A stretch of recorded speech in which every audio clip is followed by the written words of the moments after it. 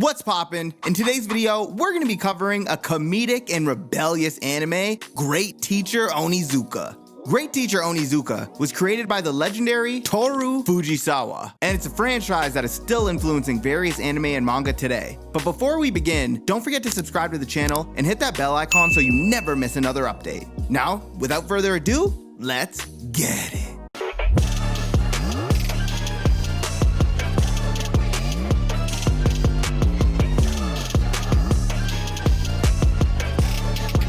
Great Teacher Onizuka was first brought to TV screens in the late 90s. At that point, Toru Fujisawa had already published around 100 chapters of the manga. His story was still in motion and halfway through. The company, Fuji TV, alongside Studio Peria, decided to fund the production of the anime adaptation of Great Teacher Onizuka. It eventually premiered in June 1999 on Fuji TV and aired until September 2000, consisting of 43 episodes. So, let's get into the story. Eikichi Onizuka never expected his new career to be smooth sailing. As a former biker gang member, known for his brash demeanor, Onizuka dreamed of becoming a teacher, mainly to be surrounded by girls. Yet, as soon as he arrives at Holy Forest Academy, his illusions of an easy ride vanish. Instead of starry-eyed admirers, he's immediately paired with Class O, a group of students notorious for driving teachers insane. Onizuka's first showdown comes when he meets Vice Principal Hiroshi Uchiyamada, who despises the newcomer's rowdy conduct and sloppy appearance. Uchiyamada believes teachers should be dignified,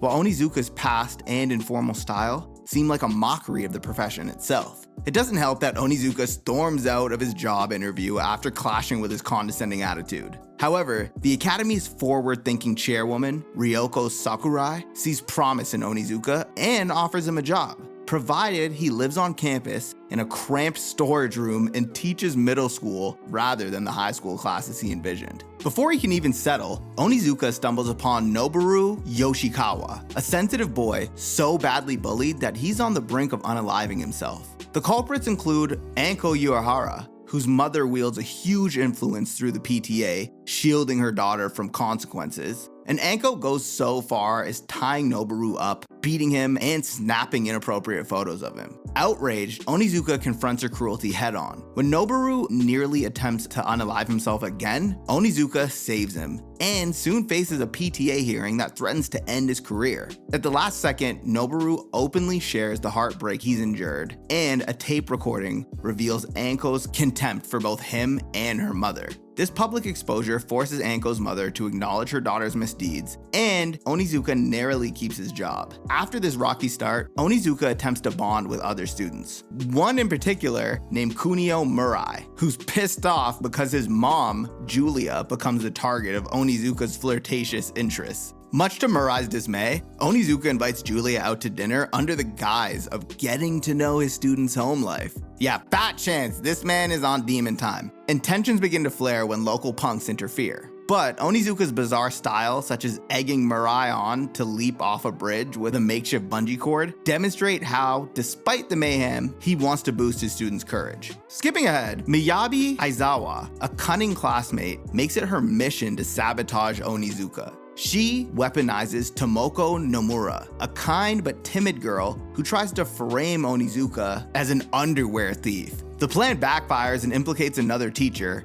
Mr. Fukuroda. Feeling upset, Miyabi scolds Tomoko for her blunder, leaving Tomoko shattered. Onizuka, moved by Tomoko's vulnerability, enters her in a talent beauty contest to raise her self-esteem. Initially awkward on stage, Tomoko eventually shines by embracing her unique clumsiness, earning unexpected cheers from both the audience and her classmates. Even Miyabi grudgingly acknowledges Tomoko's newfound confidence, although their friendship remains strained. Meanwhile, behind the scenes, a jealous math teacher named Suguru Teshigawara has an unhealthy obsession with a gentle language teacher named Fuyutsuki. When Onizuka unintentionally ruins his plans to win Fuyutsuki's affection, Teshigawara makes it his mission to get Onizuka fired. Enlisting support from powerful parents, he insists Onizuka pass a top-ranked test to prove his worth. In typical Onizuka fashion, the situation escalates into chaos as he ends up rescuing a PTA leader's daughter, Hidemi, from violent kidnappers, even getting shot in the process. Despite his injuries, he returns to the school with only an hour left to complete the test, and then somehow emerges with a perfect score, thanks in part to behind-the-scenes help from the school chairwoman.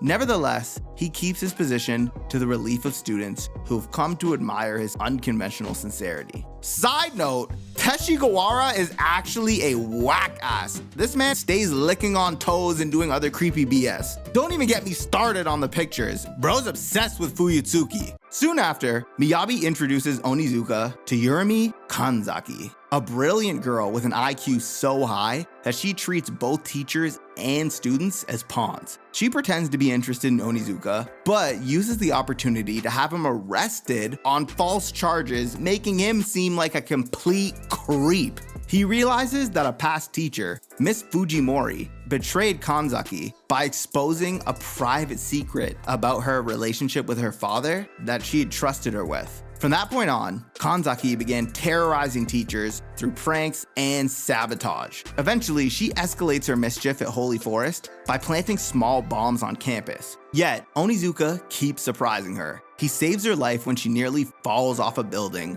and later takes her on a wild motorcycle ride, convincing her that life can still hold meaning if she just opens herself up to trusting people again. As Onizuka accumulates both loyalty and enemies within the school, the shy girl he helped earlier, named Tomoko, tries her luck in show business. Onizuka becomes her de facto manager, organizing low-budget TV commercials that gain widespread attention. After this, she enters this really prestigious beauty pageant contest, but she loses due to the fact that it's rigged. However, Tomoko's genuine appeal outshines the corporate-backed winner as she wins over the crowd of public opinion, confirming Onizuka's belief that authenticity matters more than prestige. As time goes on, Miyabi, frustrated by Onizuka's rising popularity and his bond with Kanzaki, orchestrates a plan to frame him. She and her friends manipulate Mr. Sakurada, their English teacher, with financial troubles, into stealing money intended for an annual class trip, with the sum of the money ending up in Onizuka's room, leading everyone to think that he's at fault. At the same time, Mr. Sakurada lures Onizuka into a drunken night out, during which the stolen money disappears. Onizuka believes in his faded state, he must have spent it all and publicly accepts the blame. Class O is horrified, especially Fujiyoshi, who initially collected the funds and blames himself. Then, a fake note by Fujiyoshi emerges, threatening to unalive himself, heightening the crisis. Kanzaki, however, deduces that Miyabi orchestrated everything to get rid of Onizuka once and for all. When a student assembly convenes to determine his fate, Onizuka makes a bold promise. He says he'll pay for the trip no matter what, or they can fire him. Shortly after this, in a stroke of bizarre luck, he ends up winning a Mercedes-Benz, seemingly the perfect solution for financing the trip. But Miyabi wrecks this plan by arranging for a man to hurl himself in front of the car, damaging it in the process and ruining its resale value. Pissed off, Kanzaki engineers a staged kidnapping of Miyabi and her friends, attempting to make them face backlash for everything that they've done. Although Onizuka stops Kanzaki's plan, the confrontation forces Miyabi to reflect on her relentless animosity towards teachers. In the end, Onizuka gathers enough resources to take everyone on the trip to Okinawa.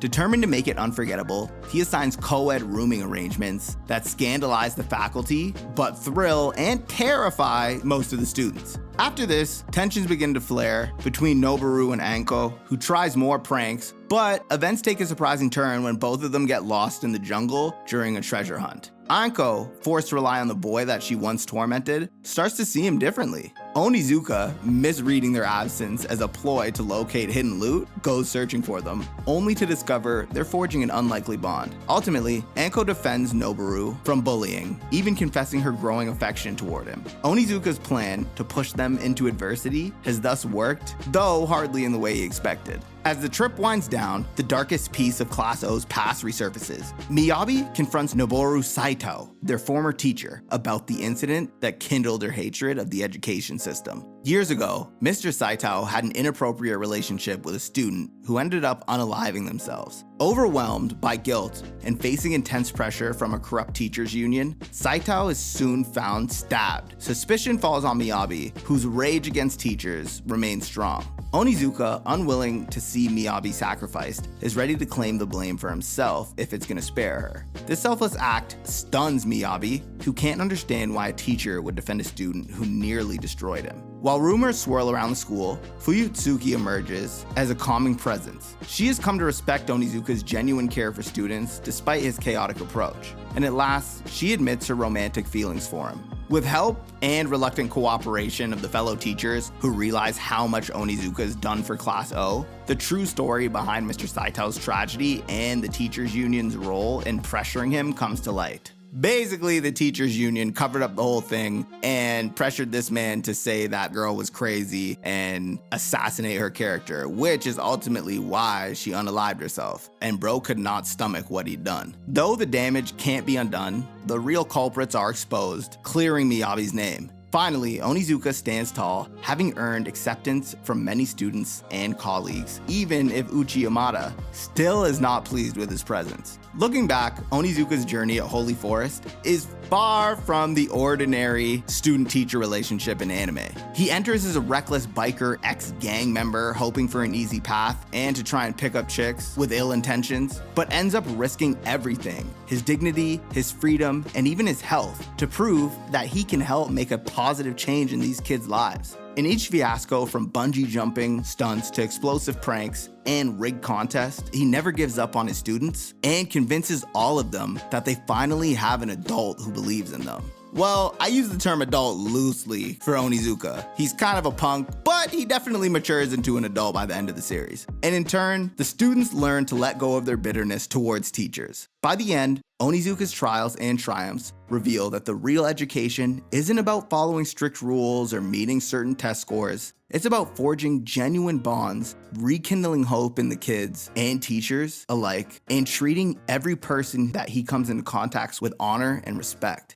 No matter how chaotic the classroom gets, that raw sincerity is what wins people over who have watched this anime and changes both the students' lives and the teachers' lives forever. And that's the end of Great Teacher Onizuka. Now, this story still continues on in the manga with the rest of the mainline series. There's also 2 other sequels and / spin-offs with GTO 14 Days in Shonen and GTO Paradise Lost, as well as a live-action film. It's one of those late 90s, early 2000s cult classics that, despite not really hearing much about it when I was growing up, when it dropped on Netflix last year, I said, you know what? I'm looking for more 90s anime. Let me check this out. With that being said, if you love the content and want to keep supporting the channel, click the join button down below and gain access to custom loyalty badges, custom emojis, and exclusive polls, as well as priority replies to your comments from me. All my S-Rank supporters, love you guys for supporting the channel. Everybody else, thanks for watching. Click the like button, slap subscribe, and don't forget to smash that bell icon so you never miss another update. Until next time, peace.